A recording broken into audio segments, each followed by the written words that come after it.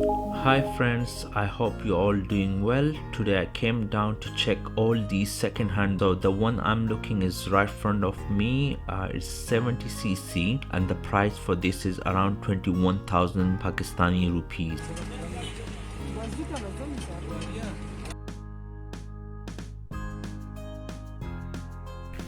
Friends finally हम इसको लेकर आ चुके हैं घर और इसकी थोड़ी सी लुक हमने चेंज करवा दी है और इस पर भी काफ़ी ज़्यादा वर्क अभी रहता है। सो इसके इंजन ऑयल देखेंगे, इसकी बैटरी भी देखेंगे और इसके जो फ़िल्टर है उसको भी चेक करेंगे, शायद उसको भी चेंज करवाना पड़े।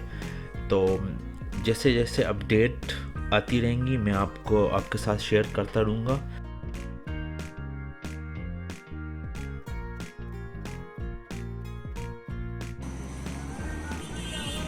फ्रेंड रास्ते में सडनली स्टॉप हो गई और मुझे ऐसा लगता है कि इसका जो है इंजन लीकिंग सा लग रहा है मुझे और जो ऑयल जो है ना वो इसको डाल के जो है ना एकदम ख़त्म हो जाता है। तो इसमें शायद मुझे लग रहा है कि इसके फ़िल्टर में कोई प्रॉब्लम है समहाउ। तो इंशाल्लाह कल जो है ना इसको गैराज लेकर जाके पता चलेगा। तो गाइस स्टे ट्यून, इंशाल्लाह मैं आपको अपडेट करता रहूँगा।